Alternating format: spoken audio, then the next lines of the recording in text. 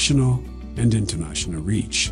Experience the difference with Luntha Vision, where innovation meets experience. Our dedicated team, backed by cutting-edge technology, ensures seamless among this production and broadcasting of jingles, music videos, narratives, documentaries, press services and programs on location or outside, live broadcasting of mass and other church functions, government or indoor functions, and political rallies, creation and broadcasting of special programs, sponsored content, sports and entertainment, and advertising for small, medium and large enterprises. All services are offered at competitive prices. Tune in daily to catch Luntha Vision on Zuko on Channel 51, Starsat Channel 474, Star Times Channel 474, Topstar 474, Kriye 007, Go TV on Channel 807. Amaris Hotel,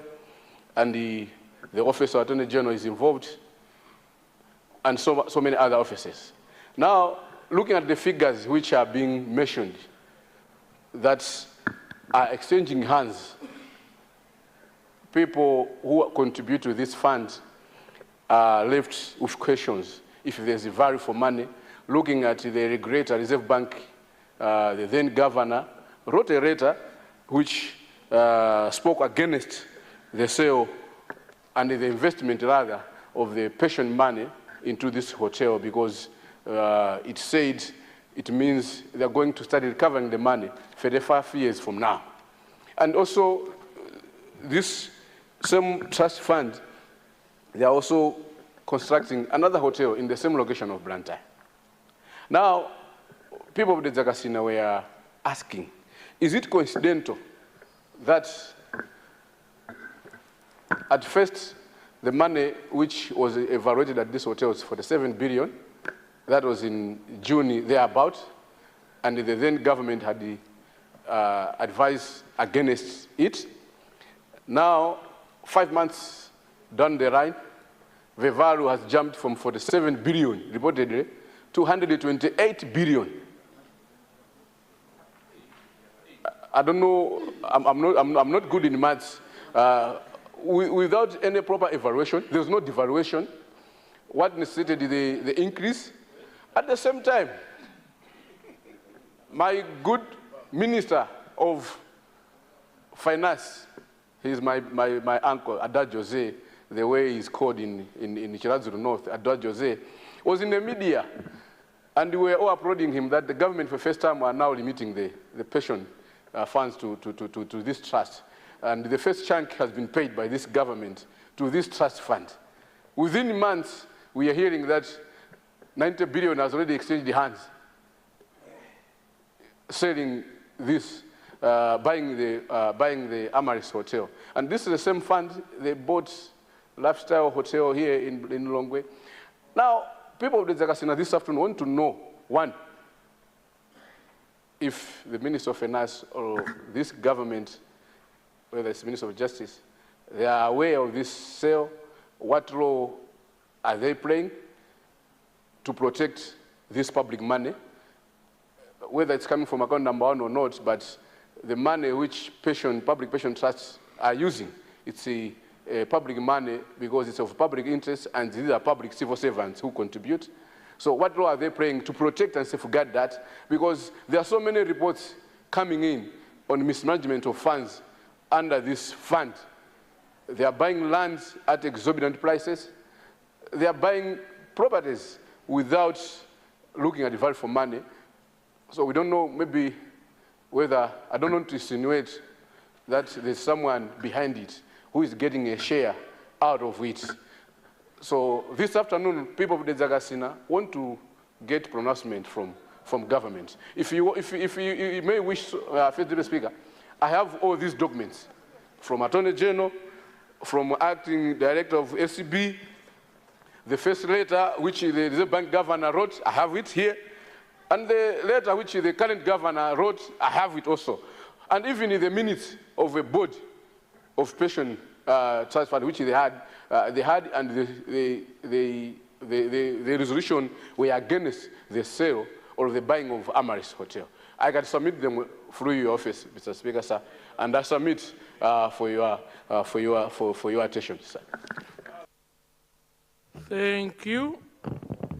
Honourable Minister of Finance.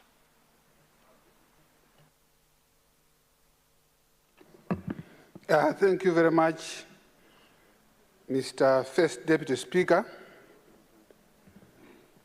I would like to start by thanking the honourable member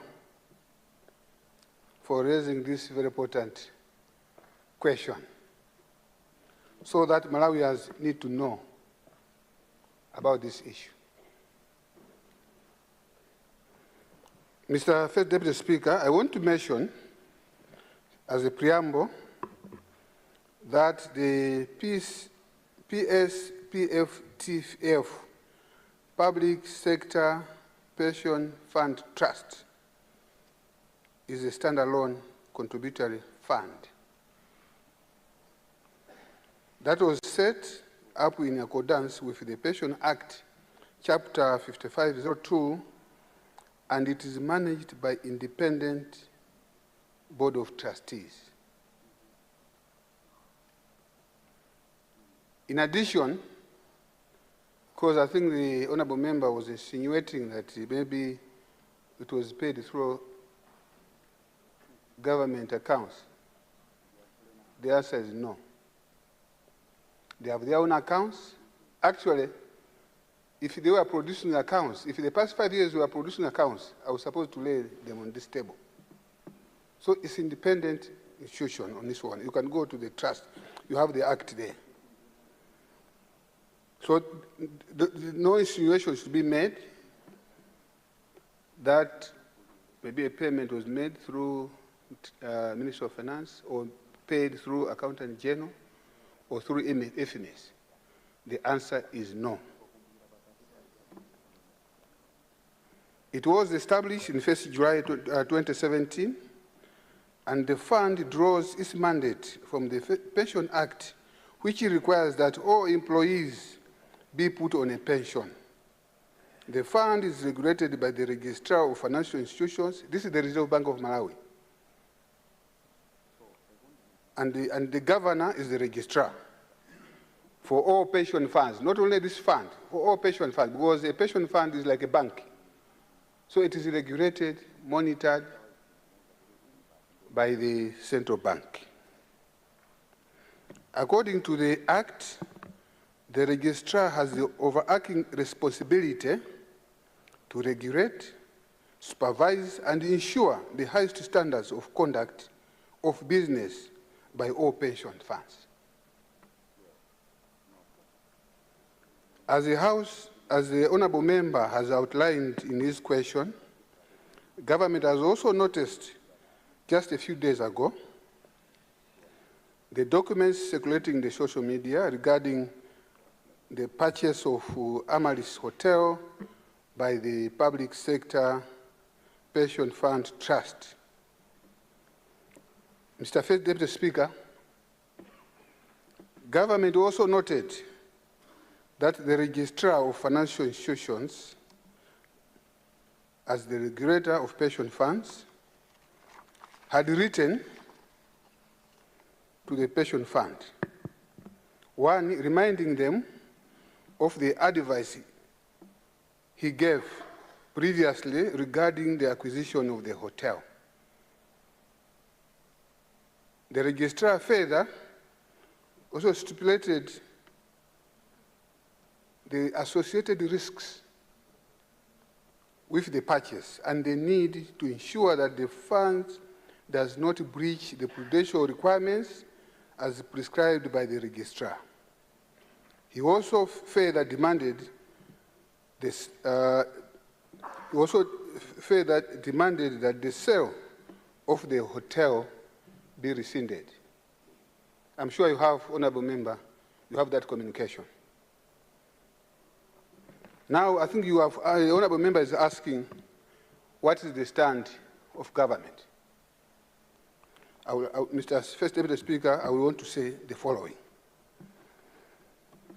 Government stands and supports the position taken by the registrar of financial institutions, that prudential guidelines should not be violated to ensure that civil servants' pension money is secure and protected.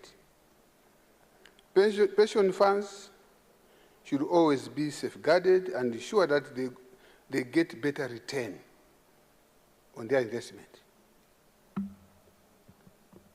Having said this, Mr. First Deputy Speaker, as you are aware, that Parliament has an overall an overarching responsibility, an oversight role on matters of this nature. Therefore, government is saying, if it pleases this August House, you can either constitute an ad hoc committee or any other relevant parliamentary committee that you may decide to investigate the matter and report back to this August House. There is no need to speculate, my fellow honorable members. You have that responsibility. Go and find out the truth. You can talk to any stakeholder there. You get the truth. There's no point for speculation. There's no need to be putting other people's names in the mud for no reason at all.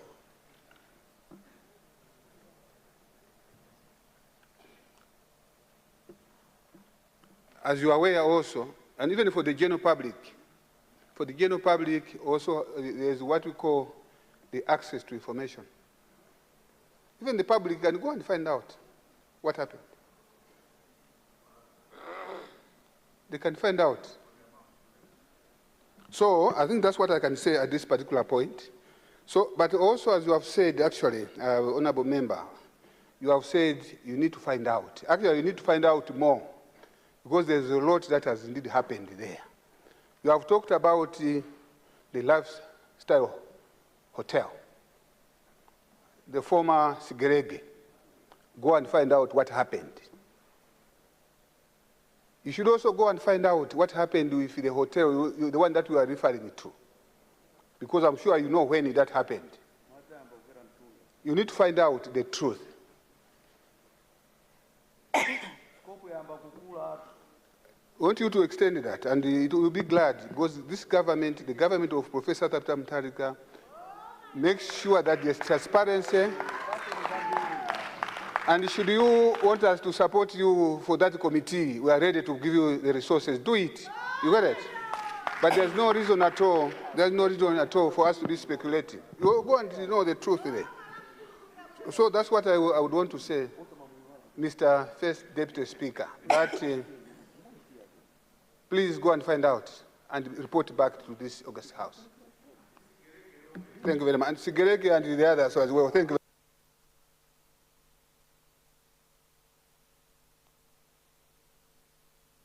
Thank you, Honorable Minister of Finance. I will recognize the Honorable Member from Kota Kota, or the owner of the question, the Honorable Member from Kota Kota Central. I could not recognize you. Did you go for a haircut? You're looking so good. I wanted to appreciate. And the Honorable Member for Pirilanjuzi. In that order, Honourable members, this is Standing Order 14. So the procedures on how we should go into the matter are written under Standing Order 14. So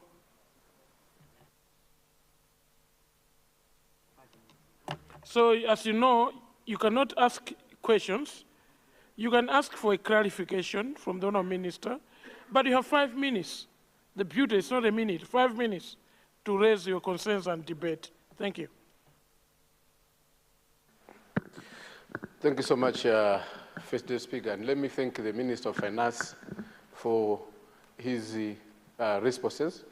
To begin with, I am happy that he agrees that there's a need to do a proper inquiry to how the funds which our civil servants, those who retired and the ones who are saving now, the money which they are contributing to this fund is being used. Because as we as you have alluded to, the funds are public funds. But I was not much convinced because as a Minister of Finance, you are the key player in this. I thought you'd be more concerned because I said, is it coincidence that this 90 billion was being paid as a sale, first payment sale of this hotel soon after when the government has remitted the pension money which the government was not remitting before. Soon after that, that's where this 90 billion has been paid. And the Reserve Bank, which has stopped as a regulator, is part of the government. I had also mentioned the SCB, the law of SCB acting director. At area 1 had stopped, later on it said it's cleared, and even the law of Attorney General, the Office of Attorney General. These are the public offices. These are government. Now to say, no, how they operate, we don't intervene, they pay using the account. Yes, we know they pay using their fund account, but this is public money. That's why there's a word public at the first. And even the Pension Act, which made them to formulate this in 2017, it's a government and a public law. So what I thought is that while the minister is agreeing on the list, I didn't agree to say whatever is happening, it's like it's none of their concern. I didn't agree on that aspect, Mr. Speaker. But I agree the ad hoc committee to do the inquiry on lifestyle, on everything, how the funds are being used as a trust fund. A lifestyle hotel, this Amaris hotel, the land which they are acquiring, the properties which they are doing, there's so much. I could hear from background the pastor from CFC, the one of the ministers of law government was saying the scope is growing. Yes, the scope is growing and we need to go and do more of investigation on that one. So I submit, First Deputy Speaker, sir. Thank you. Kota Central.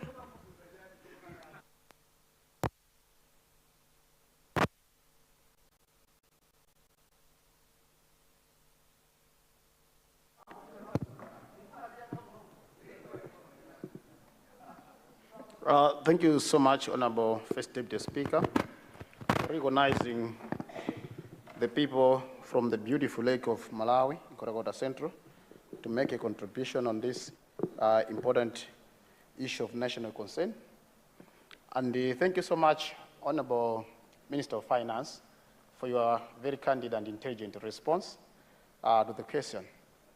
I'm following up with a few questions, not because I disagree with you, but because I would like us to put things into their proper perspective. At the beginning of your response, which I take to be a launch pad, you did indicate that the pensions fund is a private investment, a private fund. But we also see in the transactions or in the communications that we're going through that the Reserve Bank was involved and the Attorney General's office was also contacted for an opinion, which really leaves it somewhere in the middle there as to whether it is indeed completely private or it is a public fund, particularly when you mentioned the office of the Attorney General being involved. I'd like to ask, from your experience for the little time you have interacted with this issue, or you have handled this issue, do you think there is need, or don't you think there is need that we should put the trust fund in its proper category, whether as a private fund, in which case it should have its own board and its own private lawyers to consult for such decisions, or as a public fund, then we clearly define it. Because we cannot be blowing hot and cold at the same time. We say it's private in one stretch, and in the other stretch, we allow it to seek guidance or legal opinion from the Attorney General's office. I think that's conflicting, and it's confusing on the face of it. So, firstly, I'd like to seek that guidance from your office. Don't you think we should have proper clarity? Either we categorize it as a private fund completely and allow it to have its own private board running it as a as a private fund, as Odi Mutual and other funds do, with their private lawyers. Or if we take it as a public fund, then let it come completely under public control.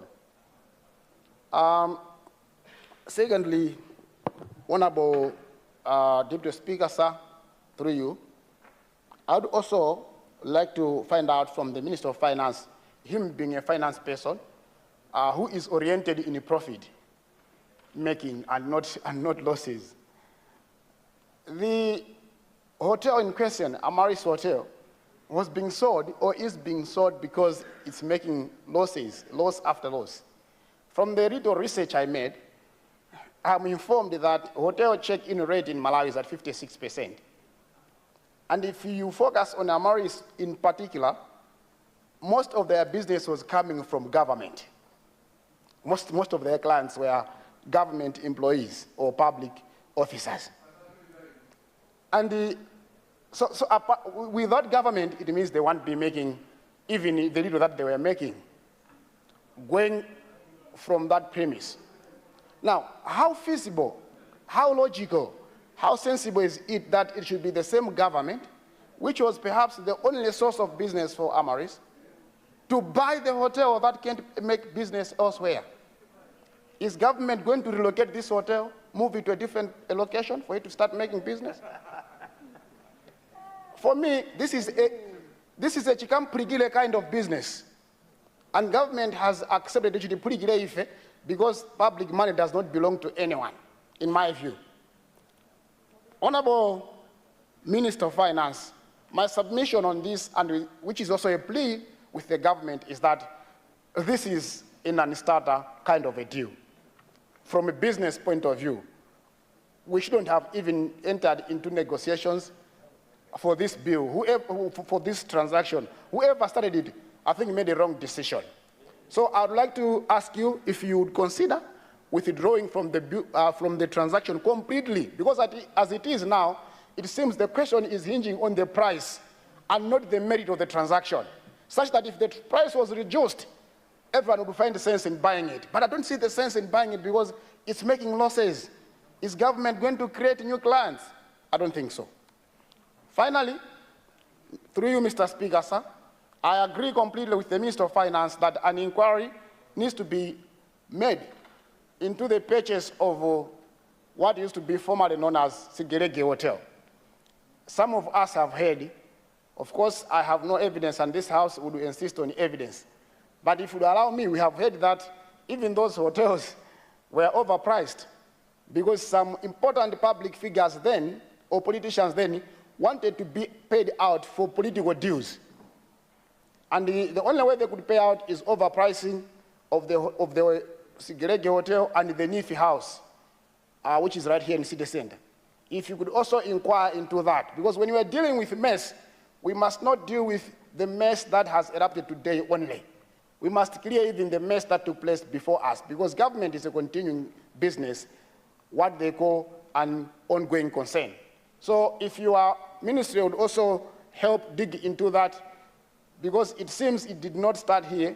Whoever started this transaction of Amaris inherited the thinking from what happened in Sigerege and other such transactions. And if we don't get back to that, we'll not deal with this problem once and for all. We need to do that. Thank you so much. Thank you.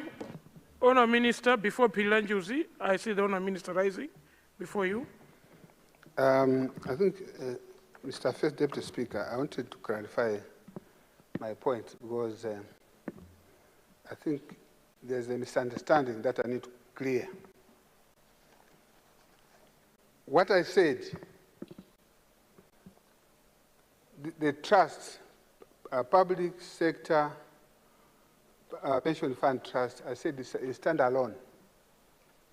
I'm sure you can check in the record. I said standalone, and it's different for being private. I want to give an example. This hotel, what do you call this hotel? Umoz. It's not an MDA. It's not a ministry department or whatever. But it's standalone, but of course we have shares. The same applies to Air Malawi, for example. I just want to give you, to explain what I meant a standalone and different from being private. The two are different. Air Malawi, we own it, but it stands on their own, with their own board. The same with Sunbed. We own shares. It's a standalone, but of course we have shares. I didn't say, I still repeat, I didn't say it's private. I want you to understand that. I wanted you to make a difference between Ministry of Health, which is 100% accurate, it reports to us, different from the pension fund. I hope that clears it. The word standalone and being private, I wanted to give you that distinction. And I've given you a specific example of that. Secondly, Mr. Field Deputy Speaker, I need to be guided. I've given the opportunity to the members in this August House, go and find out the truth. You can do anything you want. Again, I still repeat, why should you speculate? You can even start the investigation tomorrow. And you know the truth. And you are saying that the government is not doing anything. At the same time, you are saying RBM is the government, and government has acted. You are saying government has not acted. What are you saying? Because the Reserve Bank of Malawi is government. That's why it has taken the actions it has taken. So we are not silent. We are equally concerned, like any of you, and we want to know the truth. Thank you very much. Thank you. Honorable Speaker. We'll finish. Is that a point of order, Kota Central? Not necessarily, but there was a question put to me, kind of, in a response. So I wanted to clarify, because my question, I think, still hasn't been answered to an extent. So I want to, because this is an opportunity to engage with the minister of a very particularly important issue. Just a minute, if you could allow me. Thank you so much, Honorable Minister, for that clarification.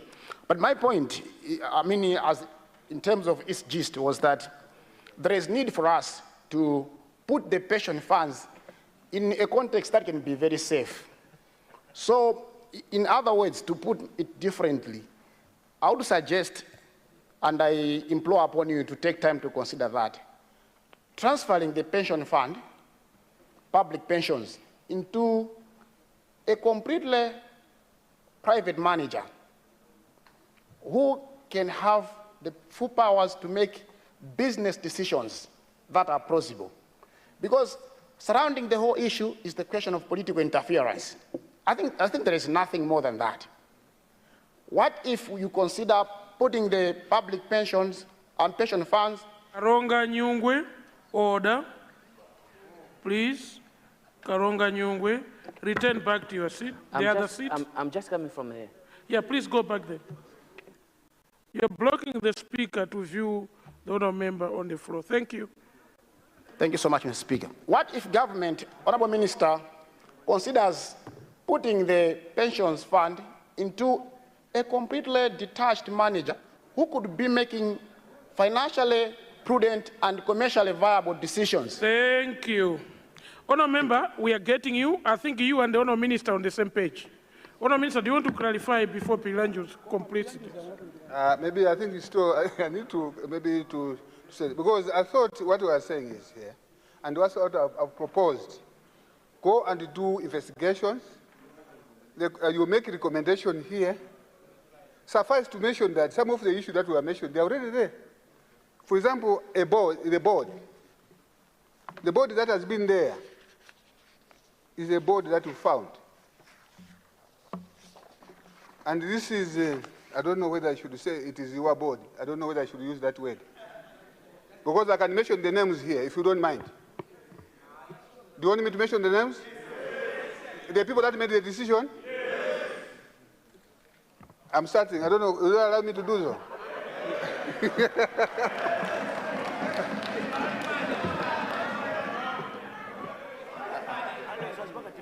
No, Honourable Minister, you've already referred us as Parliament, and those names will be submitted in the process of the inquiry, and the committee will make those decisions.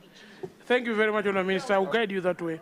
Let's finish by Pilanjus. Make your submissions, and then we curtail this. Thank you very much, Honourable Deputy Speaker, for granting me the floor this afternoon. Deputy Speaker, I'm very angry. Actually, I'm shocked. Shocked by this kind of corruption that we see, because one does not have to be a forensic auditor to know that this is corruption in broad daylight. And that is why when the hotel was valued at 47 billion, the MCP government that the minister is referring to stopped it. They stopped this sale because it was not worth it.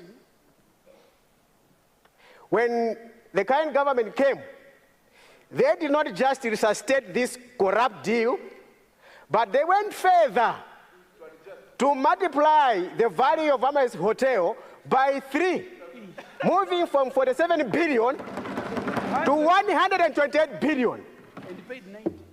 And they have already paid 90 billion. Deputy Speaker, I'm very angry. Very, very angry. I'm also angry and shocked with the attitude that the Honorable Minister of Finance and others have shown in this matter. Because when he was explaining, he was saying, as you do the inquiry, can you also make sure that you also do an inquiry on Sigerege? That's what he said. So what it means is that this is justified simply because some time back, the same board also bought Sigerege. What we are saying here, if there was something wrong with the purchase of Sigerege, we need to inquire into that. But we also have to stop this nonsense. Deputy Speaker, this is not on.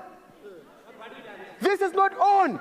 From 47 billion to 128 billion, and despite the fact that Reserve Bank governor, as registrar of pensions, has said this has to be rescinded, the people have already exchanged 90 billion kwacha. And these are funds, pension funds, by the civil servants. We pay the civil servants with our taxes.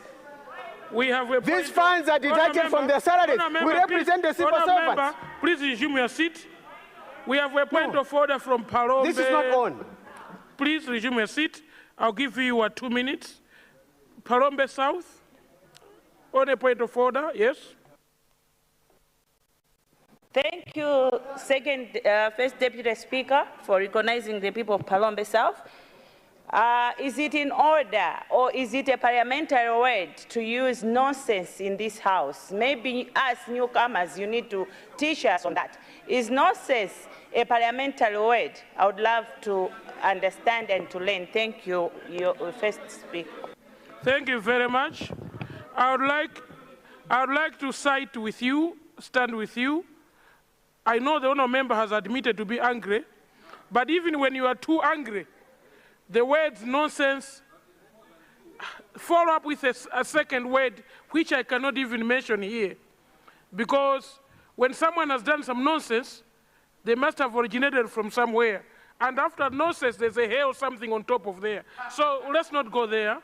Honourable member, I rule you out of order for using the word nonsense. And please withdraw the word nonsense because it's not parliamentary. Deputy Speaker, I withdraw the word nonsense and replace it by the deal does not make sense. But what I would want to pose to the August House, if this deal does not make us angry in here, then there's something wrong with all of us. There's something wrong with all of us as representatives of the people if this does not make us angry. And we are being told here that, no, you can make an inquiry, a public inquiry by parliament, whatever committee. I mean, okay, the inquiry will be done, but this deal has to be stopped first. Yes. Stop the bleeding first. You don't have to form committees for you to kill a snake. No, you just get a stick and kill it. So this has to be stopped by government, and government is fully responsible. They are responsible for this fund. It's a public fund. So let's not cheat each other here and say, no, can you do ad hoc committees? You can start tomorrow, and then the people go to Salima, do the... It doesn't add up anything. What we need is to stop this theft. 90 billion has already exchanged hands despite the fact that the registrar, the governor has stopped it. They can't listen. What kind of impunity is this? Speaker, I'm very angry. Let me stop there. Thank you. Thank you. Point of order.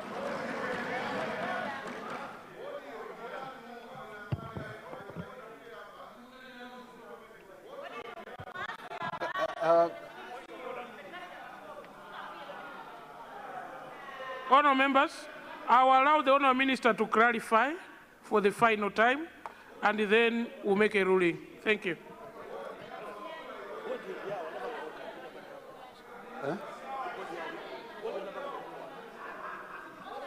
Mr. First Deputy Speaker, can I be heard in silence, please? Honourable members, we have requested the Honourable Minister, let's listen in silence. Thank you.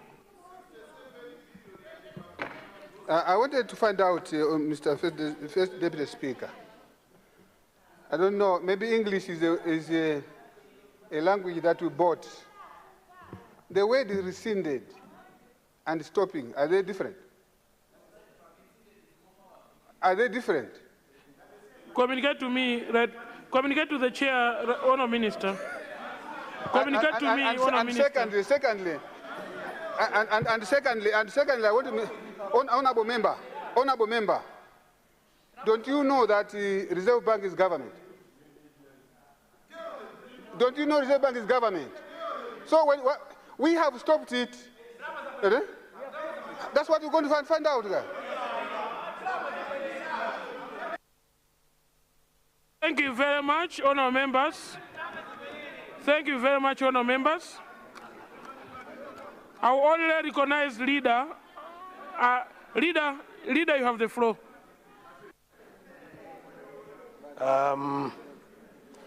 First Deputy Speaker, when you talk about transparency, is exactly what the Minister of Finance has done. To come to this August House and provide information in detail as to what transpired or what has happened in regards to the transaction in question. And government is trying to be very transparent by asking the same House to conduct an investigation to establish what really went wrong. It is in order. There's nothing wrong. We want you to go and inquire. If someone is found wanting, if someone has done something wrong, you are going to find out, and then we'll deal with them. That's what we're saying. Yes, if something has gone wrong, someone is found wanting, you are going to deal with that particular individual. That is why Parliament has got so much power to investigate any matter in this country. So the Minister of Finance says, go and do the needful. Go and do your oversight over this matter. Honorable colleagues, you will never have such opportunities. Whether it is yesterday, today, or tomorrow, a wrongdoer will be a wrongdoer, and they will be caught. So I wanted to appeal to members to remain calm. Let's take our time. Let's be guided as to how we're going to proceed with this matter. As government, we are just as angry that people can go and do such type of thing in this country. Not this time. We will not allow this. So if there's someone, yes, that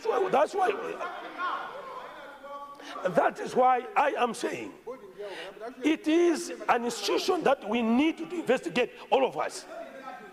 End of story. Thank you, leader. Let me guide the House as follows. Honour members, let me guide. Oh, leader, you still on the floor? Yes, I still have the floor. In wanting to ensure that the monies that have been used or paid this far, the governor of the Reserve Bank has issued orders to get that money back. It is in clear language. So we are together.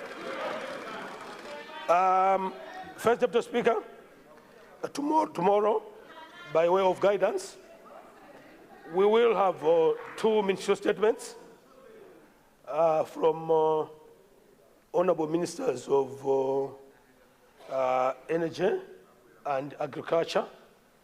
After the two statements, we'll proceed with the debate on the SONA. I wanted to guide as such First Deputy Speaker. Leader, thank you very much. There is also, when you're considering business leader, there is also a committee report from statutory committee that is on notice. So just for your knowledge and consideration as business for tomorrow. Honour members, let me guide as follows. I know it's already after 5. Government has made enough clarification. I would like to applaud government through the lead of the House and the Honourable Minister of Finance for putting back the ball to us. I know we are very capable of doing this job, and Honourable Minister, we're going to do a good job. We will investigate this, and the report will come to this House. Honourable members will debate it. If adopted, that report will form part of the way forward for government concerning these funds. So, honourable members, you've given ideas, but they came a little early. I appreciate the anger. We are supposed to be angry. Everyone here, including cabinet, is angry with this issue. I would like to guide as such. I would like to guide as such that this issue, the Right Honourable Speaker has already been communicated. This shows the agency of the matter at hand, and the Committee on Public Accounts will be mandated to carry out this investigation. So the Committee on Public Accounts is going to investigate this issue, and the chairperson for Public Accounts, please report back to the House as the earliest possible. Honourable members, I therefore rule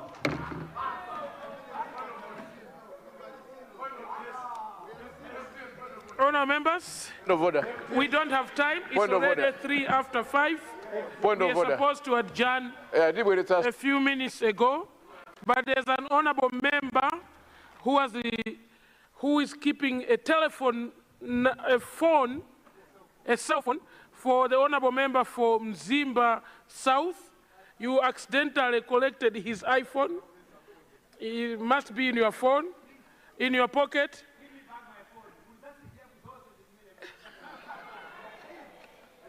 So the person keeping that phone, please give him back. Honourable members, it is 17:04. I therefore adjourn the House to tomorrow, Wednesday, 25th February. Meeting here.